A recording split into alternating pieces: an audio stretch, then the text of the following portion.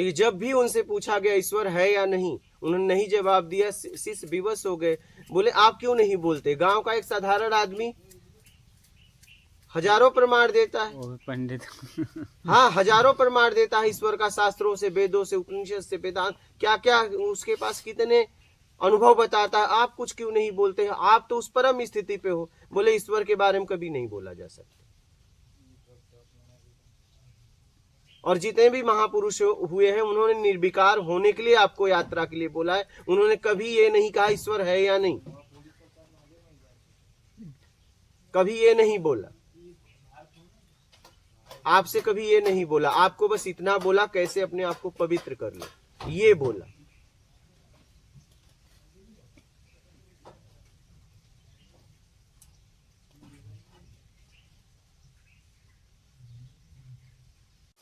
इस पे क्या बोले बताओ? क्या कोई बोलेगा? है तो बेस क्या है, आधार क्या है, प्रत्यक्ष कैसे होगा, और नहीं है तो कैसे होगा? इस पे कभी उन्होंने नहीं बोला, चुप रहे। समझ रहे? कभी नहीं बोला। जब आप किसी को पढ़ते हैं तो पूरी तरह पढ़िए उसे कि वो कहना क्या चाहता है, वो कहना क्या चाहता है।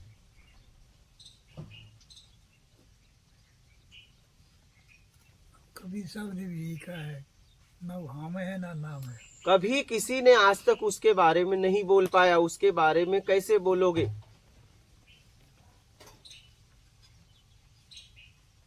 क्योंकि जैसे आप कुछ बोलोगे, आप साकार आपको लाना पड़ेगा।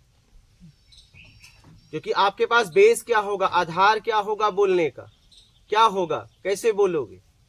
कोई आधार चाहिए, कोई बेस चाहिए, बोलोगे कैसे? और आप देखो कि आप जो बोल रहे हो, आपके पास आपका बेस है कि किसी और का बेस है? ज्यादातर लोग आप दूसरों का बेस उठा के बोलते हो, दूसरों का आधार उठा के बोलते हो। जब उस आधार बेस में प्रत्यक्ष है तो आप क्यों नहीं पहुंचे? एक प्रश्न खड़ा होता है। ये प्रश्न आप अपने आप से कहिए, जब मैं किसी को सिद्ध कर रहा हूं और उनके द्वारा मैं सिद्ध कर रहा हूं, तो मैं क्यों नहीं अभी तक पहुंच पाया? और मैं किस बेस पे, किस आधार पे मैं सिद्ध कर रहा हूं? हम दूसरों की बातों को सिद्ध करने में पूरी जिंदगी लगा देते हैं। पूरा जीवन हम दूसरों के बातों को सिद्ध करने में पूरी जिंदगी लगा देते हैं।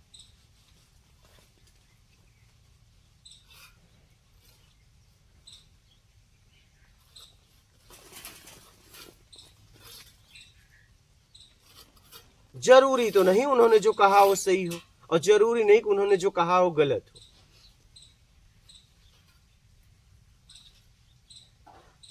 तो उन्होंने जो कहा है, अगर आप किसी से कह रहे हो तो क्या आप उस स्तर पे होके कह रहे हो?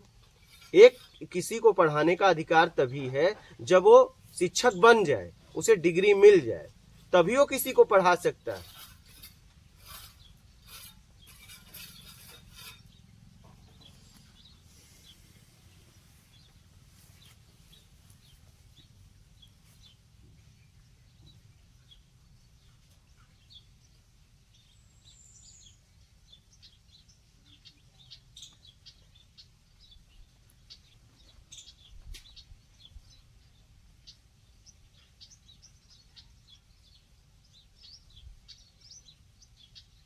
उन्होंने पूछा आप कौन हो? मैं उनके बारे में बता सकता हूं, मैं अपने बारे में कुछ नहीं बोल सकता। मेरे पास उसका कोई जवाब नहीं।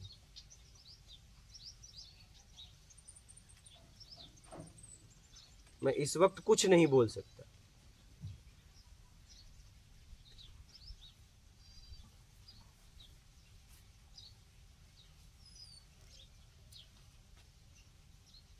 बताना बड़ा आसान है, लेकिन प्रत्यक्ष कैसे करोगे? और आप किसी को कन्विंस भी कर रहे हो तो किसी और के आधार पे। आप प्रत्यक्ष कराइए ना, आप जो बोल रहे हो उसे प्रत्यक्ष कराइए।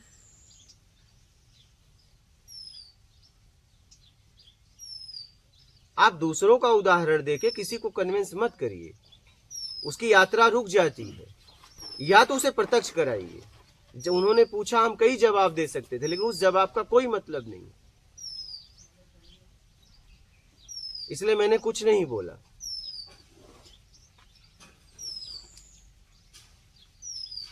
जवाब मेरे पास अनेक हैं। उस जवाब से वो संतुष्ट हो जाएंगी, लेकिन उस जवाब से मुझे पता है कि कोई मतलब नहीं है।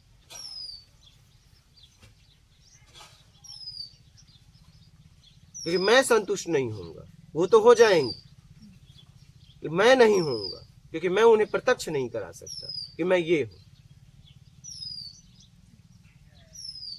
वो हो जाएंगी। इतनी समझ मेरे पास व्यक्तिगत है कि मैं उन्हें एकदम बता दूं और वो एकदम समझ भी जाएंगी, लेकिन वो समझना कोई समझना नहीं होगा। संतुष्ट वो हो जाएंगी, मैं नहीं। तो प्रभु ऐसा जवाब नहीं हो सकता कि आप भी संतुष्ट हो जाएं। प्रत्यक्ष कैसे कराऊंगा? मैं संतुष्ट हूं। वो भाषा में नहीं कहा जा सकता, सीधी बात ये। मैं अगर उन्हें कहूं मैं ये हूं, फिर उनका एक और प्रश्न होगा, एक और प्रश्न खड़े हो जाएंगे। तो अंततः इसका क्या कहाँ तक हम पहुंचे? आप हमें कहाँ तक पहुंचाएंगे अंततः इसके? आपको तो मैं आखिरी यात्रा बता रहा हूं। आपको यात्रा कैसे करनी है वो आखिरी यात्रा आपको बता रहा हूं। वो प्रत्यक्ष है। स्वयं से उस परम सत्ता तक की यात्रा मैं आपको बता रहा हूं। मैं आपको जहां से हो और वहां से आखिरी यात्रा आपको प्रत्यक्ष बता रहा हूं, लेकिन मैं कौन हूं इसका जवाब मैं आपको नहीं दे सकता।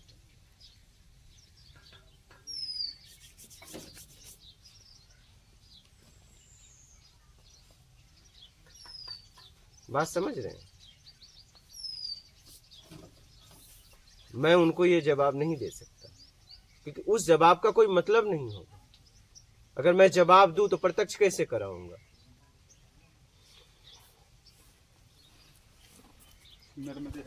प्रत्यक्ष कैसे कराऊंगा?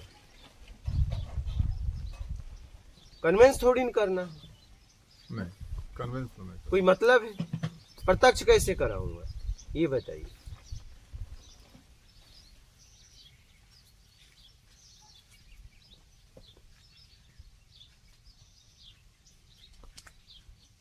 और मैं किसी को भरोसे में नहीं रखना चाहता।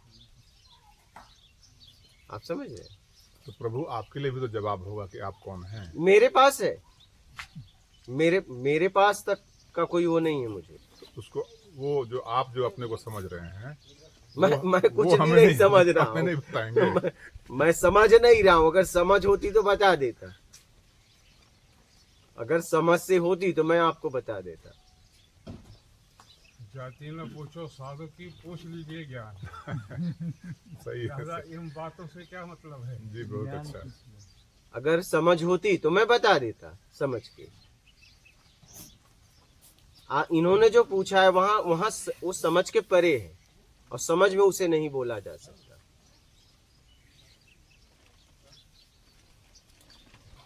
बस तो इसका जवाब यही हुआ ना, समझ से परे है बस। नहीं तो गुरु जी मैंने भी तो वही बोला जो आप बोल रहे हैं। मैंने बोला कि हम विकारों में हैं, नहीं तो हम भी वही हैं। अगर हम विकार में हैं तो हमारा भी बेस सेम है। अगर विकार हटा दो वही नहीं तो है। हम वही आप जैसे हैं वही नहीं है। वही में नकल हो आप गया। ही की वाणी है कि हम सेम है सब। हम अद्वैत और हम- द्वैत में आपने यही कहा कि हम एक हैं, एक जैसे हैं। हैं। हाँ। लेकिन हम वही नहीं। एक जैसे का तो मतलब हमें क्या है? वही नहीं, वही तो बात है। हम वही नहीं है। वही मतलब अगर हम कह रहे हैं हम वही हैं, मतलब मैं अलग हूं और आप अलग हो, तभी तो मुझे कहना पड़ रहा है कि मैं वही हूं। वही क्यों? मैं हूं, मैं वो क्यों? जैसे आपने कहा कि मैं वही हूं, तो आप अलग हो गए और वो अलग हो गया। आप अलगाव का भाषा बोल रहे हो। आपके शब्दों से अलगाव पैदा हो रहा है कि मैं वही हूं, मतलब तुम्हें कहना पड़ा है मैं वही हूं। तो तुम कौन? और तुम वही हो तो तुम्हें कहना क्यों पड़ रहा है कि तुम वही हो? अलगाव की वजह से कहना पड़ रहा है कि तुम वही हो। बात समझ रहे हैं? नहीं तो वही कहने की आवश्यकता आपको नहीं पड़ती। आया समझ में आपको? हम एक ही है, एक जैसे एक जैसे है। एक से है, सब यहाँ एक जैसे हैं, कामनाओं में, इच्छाओं में, लालच में आके अलग अलग बन बैठे हैं एक जैसे। लेकिन आप ये नहीं कह सकते कि मैं वही हूं, ये कहते ही आप अलग हो गए। आप समझ रहे हैं? ये कहने की कोई आवश्यकता नहीं है। और ये तभी आप कह रहे हो, अभी आप एक नहीं हो पाए, इसीलिए एक जैसे नहीं हो पाए हो, इसलिए आपको कहना पड़ रहा है कि मैं वही हूं। और ये कहते ही आपने बता दिया कि वो अलग है, आप अलग हो।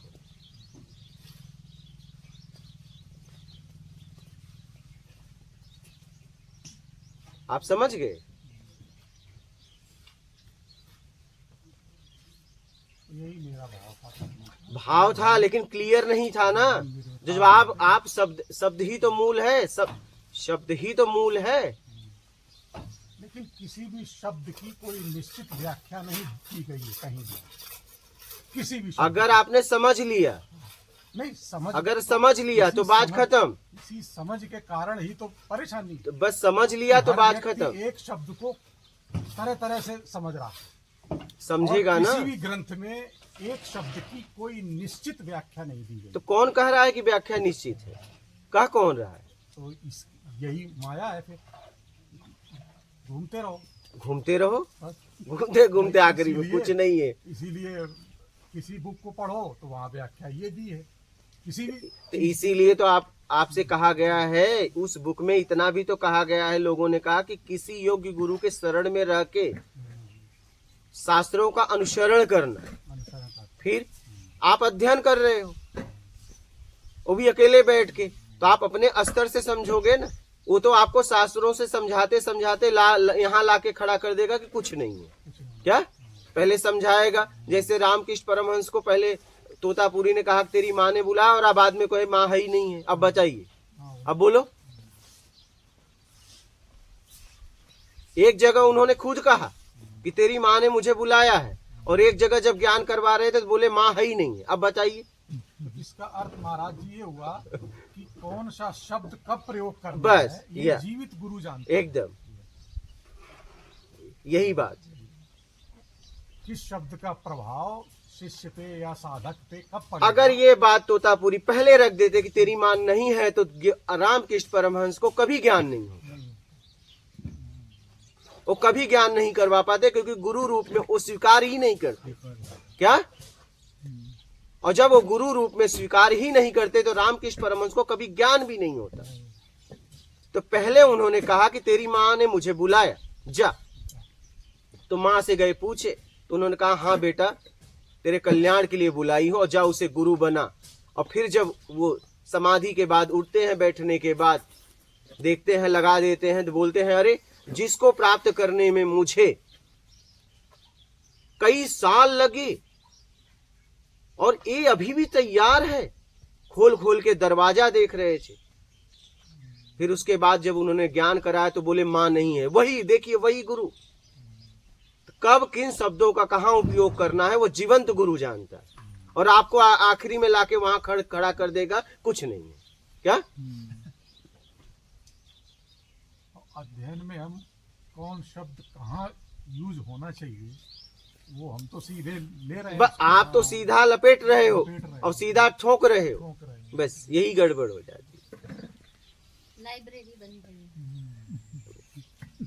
जानकारी वही है कि बंदूक है, कारतूस और तोप और गलीचा सब जमा कर लिया है, और पता कुछ नहीं है फायरिंग का।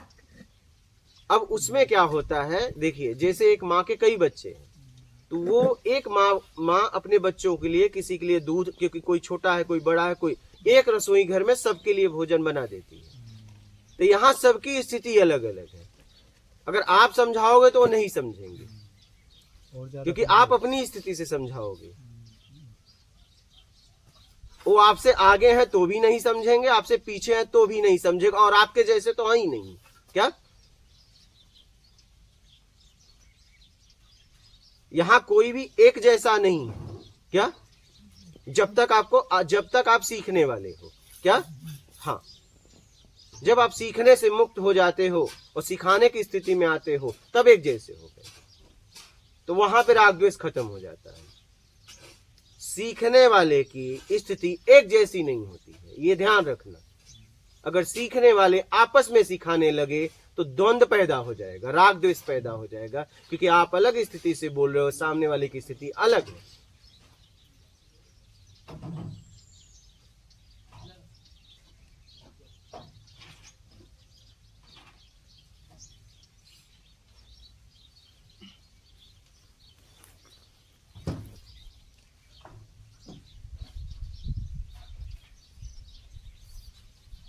आप कन्वेंस करके कुछ बता रहे हो कि वो है, और जीवंत गुरु बता के कहता है कुछ नहीं है, क्या? सही है। तो गुरु जी जीवन गुरु प्रत्यक्ष ही करवा देता है कि कुछ नहीं है। हाँ, और रहते रहते। आप उसे बताना चाहते हो कुछ है, कुछ है, गुरु से प्रत्यक्ष करवाया नहीं जा सकता उसके वही सामने। होता है। इसीलिए तो लोग चिल्ला चिल्ला के बोले किसी जाओ, किसी जीवंत गुरु को ढूंढो और उसके शरण में रहो, और अपना जितना भी रटा रटाया ज्ञान है उसे साइड में करो। बिल्कुल। क्योंकि अब आप वहां तक पहुंच गए तो अब वो ज्ञान हटाओ, हम दोनों को रखना चाहते हैं। अब हटाओ, क्योंकि वो ज्ञान ने आपको वहां तक पहुंचा पहुंचा दिया, दिया, सही है, उसका हाँ। काम खत्म खत्म हो हुआ। गया, अब उसका वो जो करेगा वो करेगा, बिल्कुल सही। जो करेगा वो करेगा।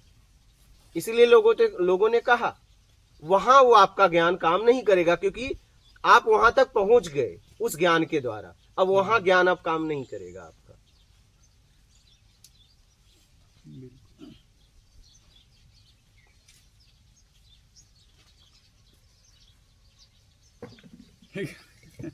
हम भी पुराने ज्ञान के द्वारा पंगे लेते रहते हैं। नहीं, गलती हो जाती है। लोगों ने यही बोला कि आप जब भी जीवंत गुरु के शरण में जाना तो आपका ज्ञान हटा देना, क्योंकि वहां काम ही नहीं करेगा। तो महाराज कोई वस्तु थोड़ी हटा देंगे, हाँ, तो हटेगा ना। हटते डांट खा अरे तो हटेगा ना, हटेगा, हटेगा क्यों नहीं? हटेगा, जैसे लिया है वैसे ही हटेगा ही। एकदम हटेगा, धीरे धीरे लक्षण तो नहीं दिख रहा है हटने का, लेकिन ना ना ना हटेगा, आप बोल रहे हो हमें हटेगा, पता है, हटेगा। क्यों नहीं हटेगा? हटेगा धीरे धीरे धीरे धीरे, एकदम एकदम। कम ज्यादा का फर्क है थोड़ा, और वो कुछ हटेगा, क्यों नहीं हटेगा? हम भी लेके आए थे, हमारा भी हटने में बहुत टाइम लगा वो था। अब तो हटेगा। भूल गए सब कुछ, पीछे का तो कुछ है ही नहीं। वो हटेगा हटेगा। धीरे धीरे धीरे, धारणा बना लेंगे हटता तो है हटेगा ही। एकदम। वो जब आप उसे जैसे जैसे उसे जवाब मिलेगा वो हटेगा। आप हटा भी नहीं सकते। आप सोचो मैं छोड़ दूं तो आप उसे छोड़ भी नहीं पाओगे, क्योंकि उसके लिए इतनी मेहनत की है, छोड़ कैसे दोगे? वो आपके बस में ही नहीं है। वो आप जब जीवंत गुरु के आप शब्द सुनोगे तो अपने आप, जब चोट पहुंचेगी तो अपने आप छूटेगा। हाँ चिपके रहो, लटके रहो, हाँ, मेन बात क्या है? लटके रहो, बस वहाँ पड़े रहो। पड़े रहो, ये तो काम बन जाएगा। हाँ, तो हमने वही। तो पहले ही बोला कि लटका पड़े हूं मैं, नाव में बैठा भी नहीं, चढ़ने की कोशिश कर रहा हूं। अंदर से समर्पण नहीं किया जिस है। दिन नाव में बैठ जाऊं काम बन जाएगा। नहीं, समर्पण किया है तभी तो रुके हैं। समर्पण हो जाता है, समर्पण करना नहीं पड़ता है। बस आप टिके रहोगे तो हो जाएगा।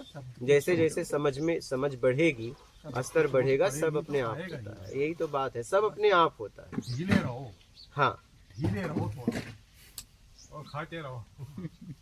ढीले रहो मतलब परेशान ना हो, आम को मत लाओ ज्यादा, चोट सहते रहो। सहते रहो बस। धीरे धीरे अंदर हाथ संभाल के, तो किसी का दोहा है, उसकी चोट भी अजीब होती है। जीवंत गुरु की जो चोट होती है ना, हाँ, उसकी चोट बड़ी अजीब होती संभाल के बाहर करे चोट, है। उसकी चोट बहुत अजीब होती है। उसकी डांट भी बड़ी विचित्र होती है, हाँ, तो वो भ्रमित हो जाओगे। वो उसकी डांट में भी कंफ्यूज होके चले गए बहुत लोग, जबकि डांट हित के लिए थी वो।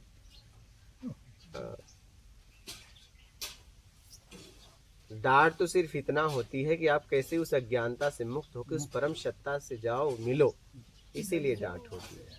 उस परम स्थिति को कैसे उपलब्ध हो जाओ जो तुम्हारी है। अरे गुरुजी, मैंने विचार किया तो जो आप बोलते हैं ना, मक्कारी एक सांस में आप बोल जाते हो, 8 चीज का देते हैं। 8 चीज है, ये 8 हैं, हाँ, एक वही ये 8 हैं। अब बताओ, ये 8 जब हमें दिख रही हैं, कि कहाँ कहाँ 8 हैं ये, हैं? तो ये इतना सरल है क्या? 8 पाली हैं हमने, अरे जब उसी 8 में जन्मों से पाली एकदम हैं। है। गुरु जी अंदर भी इनका बिल्कुल कहते हैं ना, कोई कपड़ा तुम 2-5 साल न धो हाँ हाँ और वो मैल उसके धागे धागे में समाया है, एकदम। तो डिटर्जेंट चाहिए और गर्म पानी चाहिए, और उसको 4 दिन तक पड़ा रखो उसमें, हैवी वो डोज से। बहुत धोना है पड़ेगा, ना? वो एक दिन में धुलाएगा दिन भी में भी नहीं आएगा। नहीं, तो नहीं। वो हाल है हमारा। हम्म। तो सोचो साधारण जन के क्या हाल है। पूरा तो कपड़े कम को से उतार कम- कर फेंक दीजिए, हैं? धोने की कोशिश मत वो कीजिए, भी तो बात है कि ये वो कपड़ा है कि उतार के फेंक नहीं सकते, तो नहीं होगा तब तक। हैं? फिर टाइम लगेगा। ये कपड़ा है अंतःकरण। हाँ, धीरे धीरे इसको होगा, क्या फेंक होगा, सकते हो आप? क्यों नहीं, होगा, नहीं। धीरे धीरे धीरे धीरे धीरे धीरे ये होगा। सही हो जाएगा, हो जाएगा। गुरु के शब्द और गुरु का संग ही छुटाएगा। उसी के तो ये लाइन है, मैली चादर ओढ़ के कैसे द्वार तुम भरे हैं। हमारे आपको जवाब मिल गया, आप कौन हो?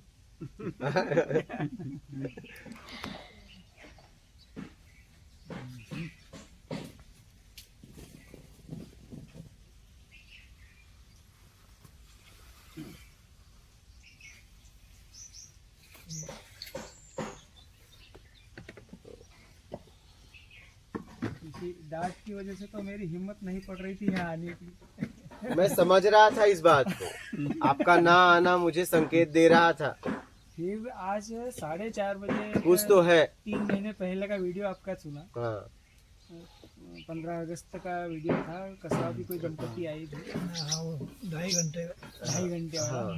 फिर मैंने देखा कि सब कुछ होते हुए भी गुरुजी ने कुछ लिया नहीं।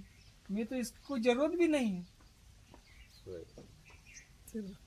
अब पूरी तरह हो जाएगी। हाँ, उसमें फिर मैं आज तो जाता हूँ, डांटेंगे कुछ भी होगा, जो भी होगा, अब झूठ तो बोलना नहीं है। जो कर दिया सो कर वो दिया। आपका ना आना मुझे समझ में आ रहा था, कहीं न कहीं गड़बड़ हुई है।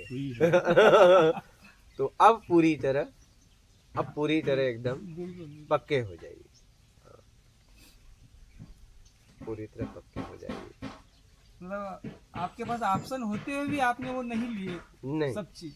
एकदम। यहाँ तो मेरे पास कुछ उसका तो कुछ आधार ही नहीं है। और जो कि जरूरत थी, आपको तो इसकी क्या? जरूरत भी मेरे को नहीं तो है। उसकी जरूरत भी नहीं है। जरूरत नहीं है, आपको तो अत्यंत मतलब कि जरूरत थी जीवन और मृत्यु हाँ। में किसको चुनना है, बस। वहाँ मृत्यु को चुन लिया। और जरूरत होते हुए उस ऑप्शन भी थे, सब उस कुछ समय था, मेरे पास चावल भी थे, सब था। इंडक्शन भी सब था, नमक सुना भी मैंने था, तो। सब था। हाँ, और उस रात को मैंने 1 किलोमीटर सिस्टर भी बहन थी, 1 किलोमीटर आपने बताया, एक स्टेशन एक स्टेशन छोड़ के। हाँ, दुकान पे उधार देने वाले भी थे, बहुत थे। और यहाँ तक रूम में ही मैं था, और कौन था बना के खा लेता। हाँ हाँ? हाँ, सही बात है। तो फिर उनका अब तो जाना ही पड़ेगा। प्रभु जी, वो संदर्भ क्या था? इस प्रवचन को हम भी सुने हैं, तो वो क्या संदर्भ था? आप मुंबई में थे और मैं साधना साधना कर रहा था रूम में। तो बोले तो साधना, वही पूछ रहे हैं प्रभु जी कि साधना क्या कर रहे थे, जो कि आप पहले से भूखे थे, या कितना दिन बीता था भूखे, या फिर मुझे पूरा संदर्भ बता दीजिए। कई महीनों से फलारी रह रहा था, जी तो मेरे पास उस फलार के लिए भी पैसा नहीं था, जी और मैं गीला कपड़ा पहनता था, तो मेरे जांग में इतने इतने गड्ढे हो गए थे। दवा के लिए नहीं था, दवा के लिए भी पैसा नहीं था।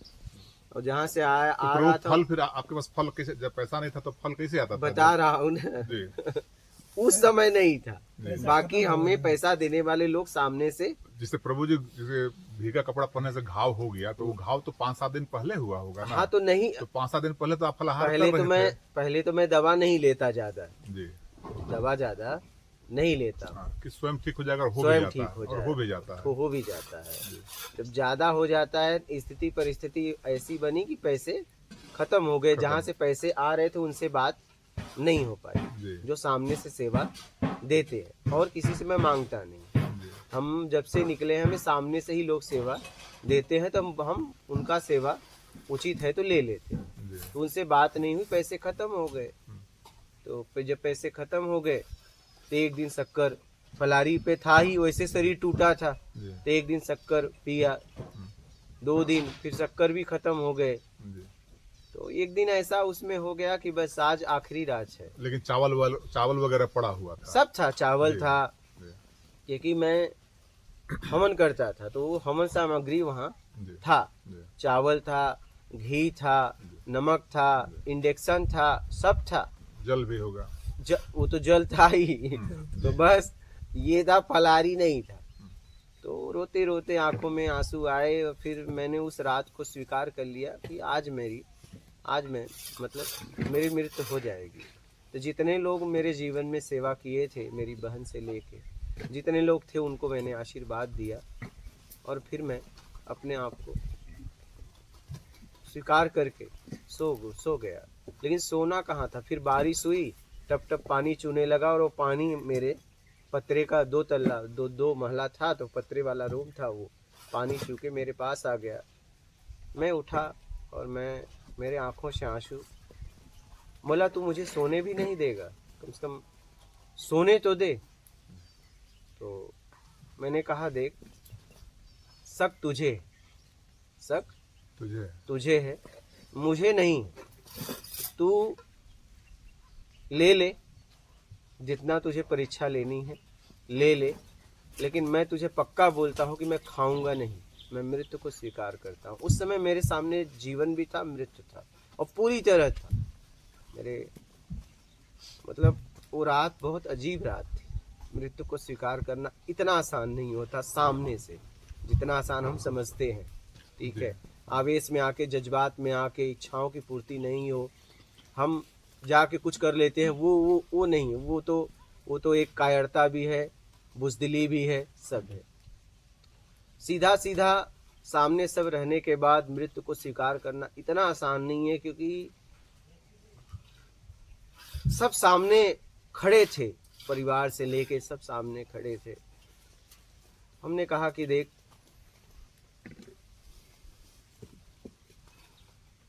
मैं खाऊंगा तो नहीं, चाहे कुछ भी हो जाए, और मैं पूरी तरह मृत्यु को स्वीकार करता हूँ और मुझे जरा सा भी शक नहीं है। तू परीक्षा ले, तुझे शक है, क्योंकि मैं तेरे सहारे निकला हूँ।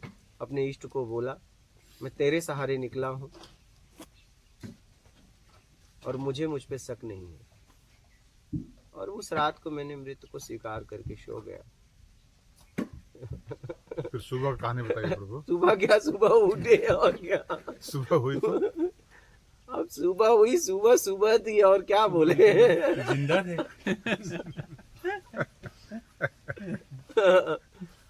वो सुबह थी, जीवन की सुबह। हाँ वही, वो सुबह थी।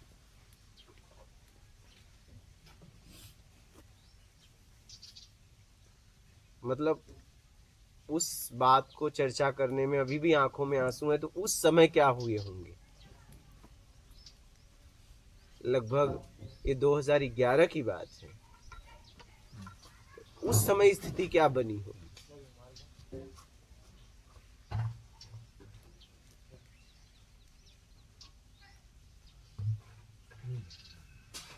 सब ऑप्शन थे, एक फोन करता तुरंत आ जाता सामान, एक फोन करना था बस, पैसे भी आ जाते, फल भी आ जाते, सब आ जाते, दवा भी आ जाता, सब आ जाता।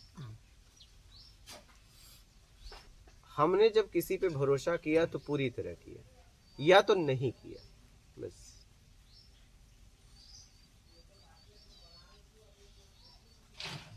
किसी ने मुझसे, रायबेड़पुरा ऐसे एक जगह है उनके पास, उन्होंने पूछा क्या आपको विश्वास है परमात्मा मिलेगा। हमने कहा मेरे विश्वास में इतना विश्वास है कि वो नहीं होगा तो भी उसे होके आना पड़ेगा मेरे लिए, इसलिए कि ये मेरा विश्वास है और मेरा विश्वास उस पे निर्भर नहीं है। मेरा विश्वास किसी पे निर्भर नहीं, क्योंकि ये मेरा विश्वास है और मेरा प्रेम है। तो मेरे विश्वास में इतना विश्वास है कि वो नहीं भी अगर है तो भी उसे होके आना पड़ेगा मेरे लिए, क्योंकि ये मेरा विश्वास है। मैं हूँ, मेरा विश्वास है। और मेरा विश्वास किसी पे निर्भर नहीं है, क्योंकि मैं जब निकला था तो उससे पूछ के नहीं निकला था। तो विश्वास मेरा है, प्रेम मेरा है, और मेरा प्रेम, मेरा विश्वास किसी पे निर्भर नहीं। आशीर्वाद दें कि हमारी भी धारणा हाँ। ऐसी हो जाए।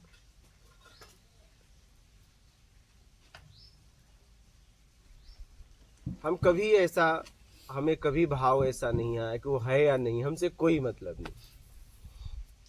बस मुझे जब तक जीवन है कुछ करना है, बस इतना मैं जानता हूँ। मुझे जीवन में कुछ करना है, हो रहा है। मुझे कोई मतलब नहीं किसी से, क्योंकि मैं ना हाँ में जाता हूँ ना में जाता हूँ। मैं बस जाता हूँ।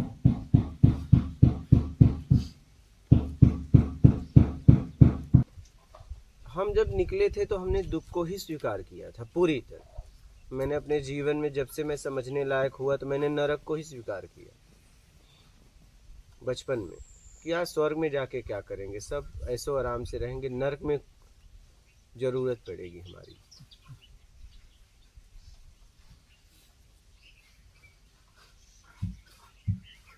और जब भी मेरे सामने ऐसी स्थिति आई, कभी मैंने ऑप्शन का चुनाव नहीं किया, छोड़ दिया। और जब जब ऐसी स्थिति आई, हमारे सामने व्यवस्थाएं थी, हमने व्यवस्थाओं को अस्वीकार कर दिया कि नहीं तो नहीं, क्योंकि इसमें हम गिर जाएंगे।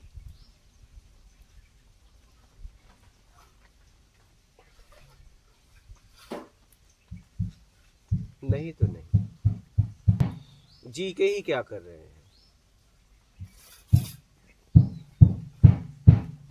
क्योंकि जब हमारे पास रहेगा तब हम कुछ करेंगे समाज के लिए। तो अभी जब कुछ नहीं है तो जी के क्या कर रहे हैं।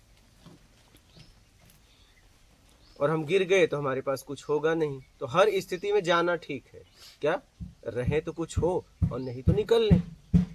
निकलना पक्का है।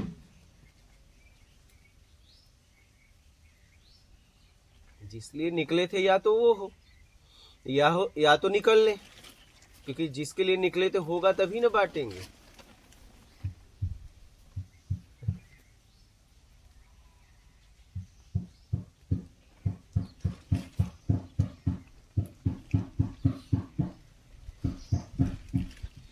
दोगे कब, जब आपके पास होगा तब ना।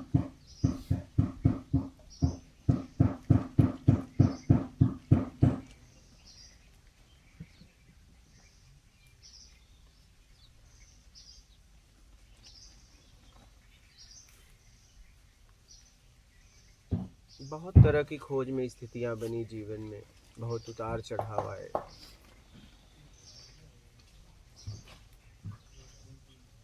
किसी ने मेरा साथ दिया नहीं दिया, मैंने अपना साथ कभी छोड़ा नहीं।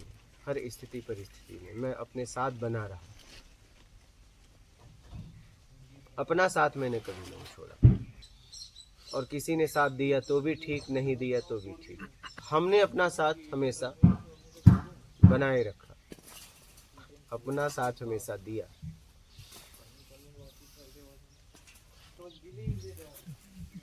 हो गया?